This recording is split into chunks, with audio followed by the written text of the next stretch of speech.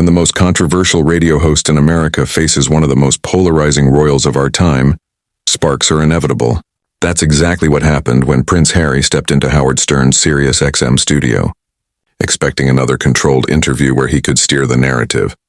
But this wasn't Oprah's couch, and Howard Stern wasn't about to play by royal rules. From the moment Harry arrived, tension filled the air. His entourage, clipboard-carrying handlers with stern expressions, treated the studio like enemy territory. Reports suggested Harry had asked for certain topics to be off-limits, something that instantly put Howard on edge. Anyone familiar with Stern knew he never allowed guests to dictate his show. Howard started the interview in his usual calm but calculating manner, leaning back in his chair with that smirk that had both made and destroyed reputations over decades. "So, Harry," he began, voice laced with New York grit, "you're here promoting your new Netflix documentary series. But tell me, don't you think the American public's getting a little tired of the whole poor me, I was born into unimaginable privilege routine?" The question landed like a grenade. Harry's polished smile faltered for a split second before he recovered, but Howard saw it. He always did. "Well, Howard," Harry replied, his accent thickening slightly under pressure, "there's a difference between sharing one's authentic experience and complaining. Mental health affects everyone, regardless of circumstance." Howard's nod was slow, almost predatory. "Mental health, right?" he said, voice turning sharper. "But let's be real. You've made millions talking about how tough your life was. You got a Netflix deal worth $100 million, a best-selling book, podcasts, interviews. At what point does sharing your truth become just a lucrative business model?" The studio fell silent. Harry's team exchanged uneasy looks, unsure if they should step in. But Harry held his ground. "That's a cynical way to look at it," he countered. "When someone shares their story of trauma and healing, it helps others going through the same." Howard's eyes narrowed.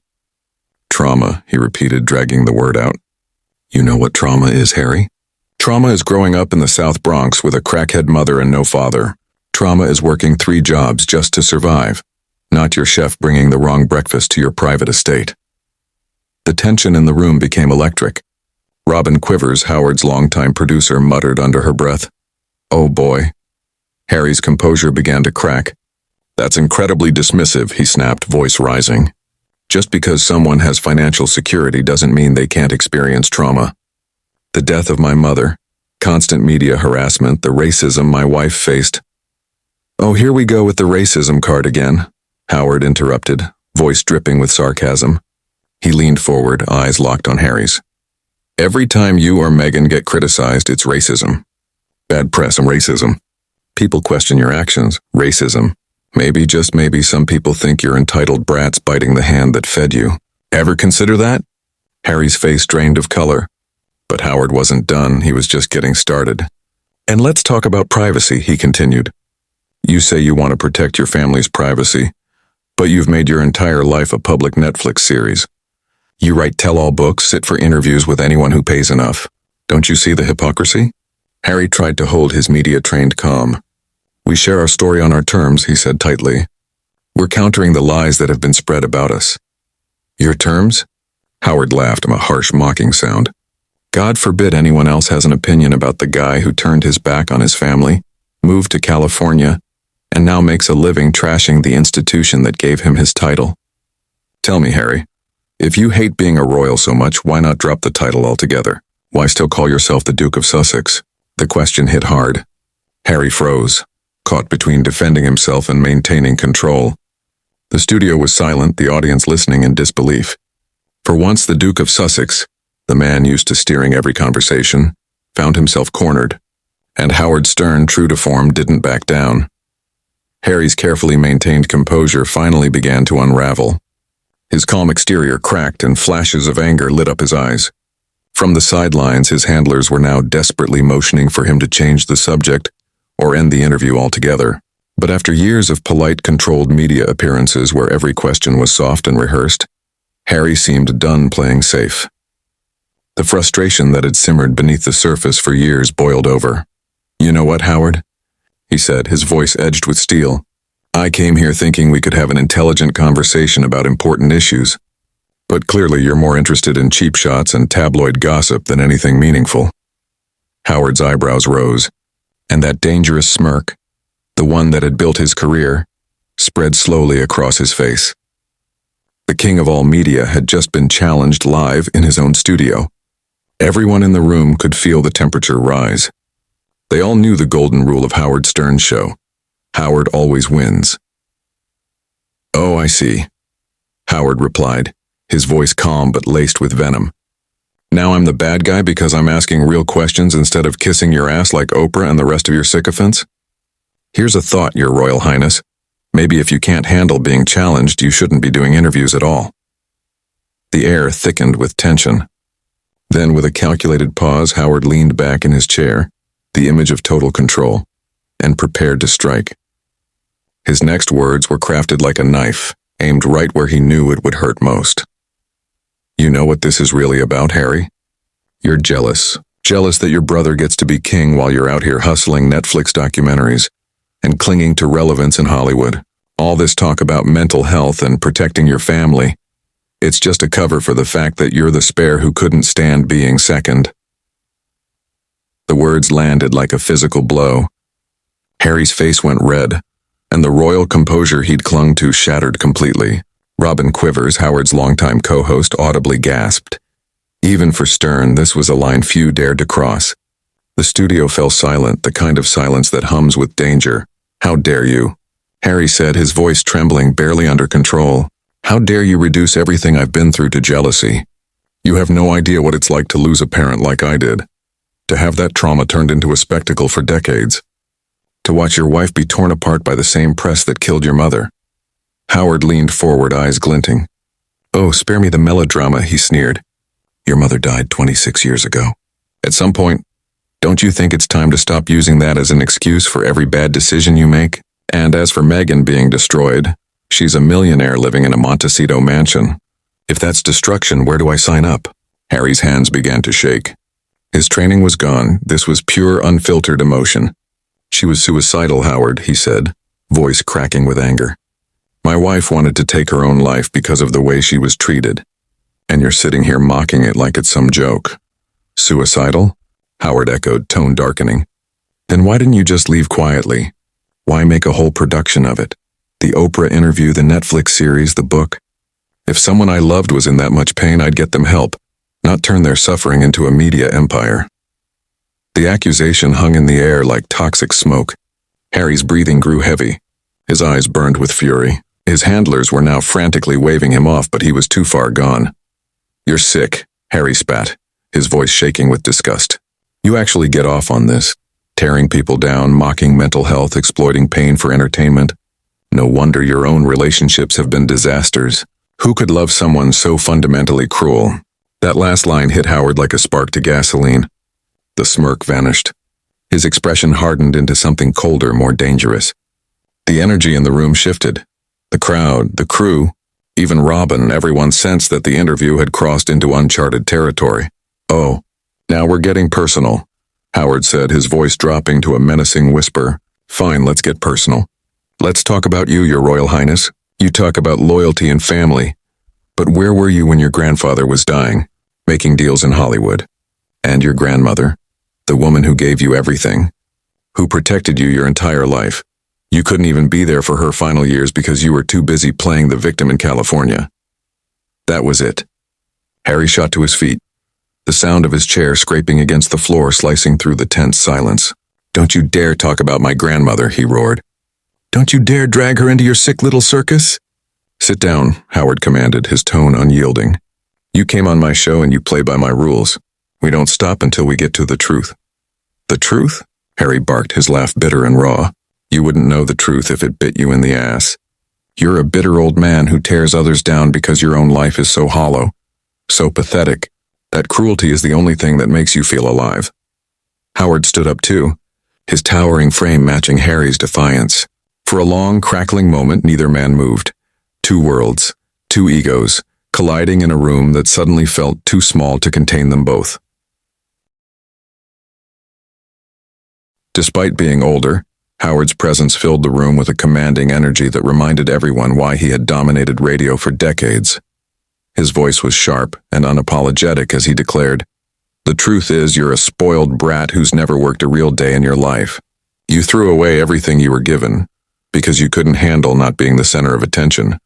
You've turned your family's private pain into a public spectacle because you're too weak and too selfish to deal with your problems like a man. Weak? Harry's voice cracked with emotion as he fired back. I served my country in Afghanistan while you sat in your comfortable studio making prank calls. I've dedicated my life to helping veterans, to mental health advocacy, to making a real difference in the world. What have you ever done besides mock people's pain for ratings? Howard didn't flinch. I've entertained millions for 40 years, he shot back. I've built an empire by being honest about who I am. I don't hide behind charity work or victimhood to dodge accountability. And I sure as hell don't bite the hand that fed me and then cry about it when people call me out. The tension in the studio was electric. The confrontation had escalated to a fever pitch, both men standing across from each other like fighters in a ring. Harry's security detail shifted uneasily, hands subtly inching toward their positions while Howard's production staff watched in stunned fascination. You want to know what I think? Howard continued, his voice rising to match Harry's fury. I think you're exactly like your father. Weak, entitled, and completely out of touch with reality. The only difference is that Charles at least had the dignity to suffer in silence instead of turning his problems into a media circus. That last remark hit Harry like a sledgehammer. His face twisted with rage. For a moment it seemed he might actually strike Howard. Security tensed, ready to intervene. Don't you ever, Harry seethed through clenched teeth, ever compare me to that man. You have no idea what you're talking about. You sit here judging people's lives like you're some kind of authority on human nature, but you're nothing. You're less than nothing. Howard, unfazed, leaned forward. I'm nothing. I'm not the one who abandoned my duty, turned my back on my family, and ran off to complain about how hard my privileged life is. At least I own who I am. You pretend to be some kind of humanitarian hero, but really you're just... He paused dramatically, the silence stretching thin. Then he delivered the blow. You're just a coward. The word sliced through the air like a blade. A coward who couldn't handle the pressure of being royal, so you ran to America and told yourself it was about principles. But we both know the truth. You didn't leave to protect your family or fight racism. You left because being a working royal was hard, and you've never done anything hard in your life. Harry's face drained of color. His hands clenched into fists, his voice shaking. You don't know what you're talking about, he managed, though his conviction had vanished. Oh, but I do, Howard pressed on. I've spent 40 years reading people, understanding what makes them tick. You're an open book. You got everything handed to you and still couldn't handle it. When things got tough, when the media got mean, when your wife faced the same scrutiny every royal faces, you ran. Harry's breathing grew ragged. Stop, he whispered. But Howard wasn't done. He leaned in, his tone turning mocking. You want to talk about your mother? Diana would be ashamed of what you've become. She faced the same pressures and stayed. She fought from within. She didn't run off to California to make Netflix documentaries about how hard her life was. That was the breaking point. Harry erupted, his voice cracking with fury. How dare you invoke my mother's name? You didn't know her. You have no right to speak about what she would think. Howard roared back, matching his intensity. I have every right. The studio was silent except for their voices. Two men locked in a verbal war that had long since crossed every line of civility. Howard leaned forward, his tone cutting through the tension like a blade. This is my show, he declared coldly, and I'll say whatever I want. And what I want to say is that your mother died fighting for causes she believed in, while you're living in a mansion complaining about how tough your life is. Harry took a furious step toward Howard's desk, his security detail instantly moving to intercept him. You're disgusting, Harry spat, his voice trembling with rage. A disgusting human being who profits off other people's pain. No wonder your audience is full of losers with nothing better to do than listen to you tear people down. Howard laughed, the sound harsh and bitter. My audience? At least they're honest about who they are. They don't pretend to care while exploiting their own family for money. Unlike you, sitting there pretending this interview is beneath. And you're the one who came begging to be on my show to promote your latest cash grab. I never begged to be anywhere near you, Harry snapped. This was a mistake, the biggest mistake I've made since moving to America. Finally, Howard exclaimed, throwing his hands up in mock celebration. Finally, some honesty. You're right, it was a mistake, but not for the reasons you think. It was a mistake because you thought you could come here and control the narrative like you do everywhere else. You thought you could manipulate me like everyone you charm into giving you sympathy. Harry began pacing behind his chair like a caged animal, his handlers trying to calm him down. You're delusional if you think this was manipulation, he growled. I was trying to have a civilized conversation with someone I thought was a professional. Clearly, I was wrong. Professional? Howard scoffed. Kid, I've been a professional longer than you've been alive. The difference is, I'm honest about what I do. I tear people down for entertainment, and I'm damn good at it. You, on the other hand, pretend to be a humanitarian when you're just another celebrity cashing in on your trauma. That's it, Harry said suddenly, his voice deadly quiet. I'm done, this interview is over. He started to pull off his headphones, but Howard wasn't finished. Oh no, you don't get to storm out and play the victim again, Howard barked. You came on my show, you answer my questions. That's how this works. Harry spun around, his eyes blazing. I don't answer to you. I don't answer to anyone anymore. That's the point of leaving, something your tiny, bitter brain apparently can't comprehend. Then why do you still use the title? Howard shot back, standing up from his chair. Why are you still trading on being the Duke of Sussex if you're so independent? Why not just be Harry Mountbatten Windsor, private citizen, instead of milking your royal title for every dollar it's worth? The question hit hard. For a moment, Harry seemed speechless. His mouth opened, but no words came out. The silence was suffocating. That's what I thought, Howard said smugly. You can't give it up because without that title, you're nothing. Without being a prince, you're just another talentless celebrity with daddy issues and a podcast no one listens to. Something inside Harry snapped. He tore off his headphones and hurled them across the studio, the crash echoing against the walls. You're sick, he shouted, voice raw with fury. You're actually sick. I feel sorry for anyone who has to be around you. Feel sorry for yourself, Howard fired back. You're the one who'll have to live knowing you're a disappointment to everyone who ever believed in you. For a moment, Harry stood frozen, his chest heaving. Then he made his choice. You know what, Howard? You win. You got what you wanted. You turned this into a circus. Congratulations, you can play the clips, make your money, and enjoy humiliating me. But Howard wasn't done twisting the knife. Don't you dare make this about me exploiting you, he snarled. You came here knowing exactly what kind of show this is. You thought you could handle it, you couldn't, that's on you. Everything's on me, apparently, Harry said bitterly. My mother's death, my wife's struggles, my family's dysfunction, the media's treatment of us. It's all my fault, right? For not just shutting up and taking it. Howard smirked. Now you're getting it. Finally, some self-awareness. Harry stared at him, his expression shifting from anger to quiet disgust. When he spoke again, his voice was low but steady. I actually pity you. I pity anyone who thinks this is success, sitting in a studio, tearing people down, making money off cruelty. What a sad, empty way to live. Without another word, he turned and walked toward the door. His security team scrambled to follow. Hey, Harry! Howard called after him with one last jab. Thanks for proving my point. Don't let the door hit you on your way back to irrelevance. Harry paused at the door, his hand resting on the handle. For a moment, it looked like he might turn back and respond, but instead he just shook his head and walked out, leaving behind a stunned silence. Howard leaned back in his chair, a smug smile creeping across his face as he surveyed his shell-shocked crew. Well, he said into the microphone, I think that went pretty well. What do you think, Robin?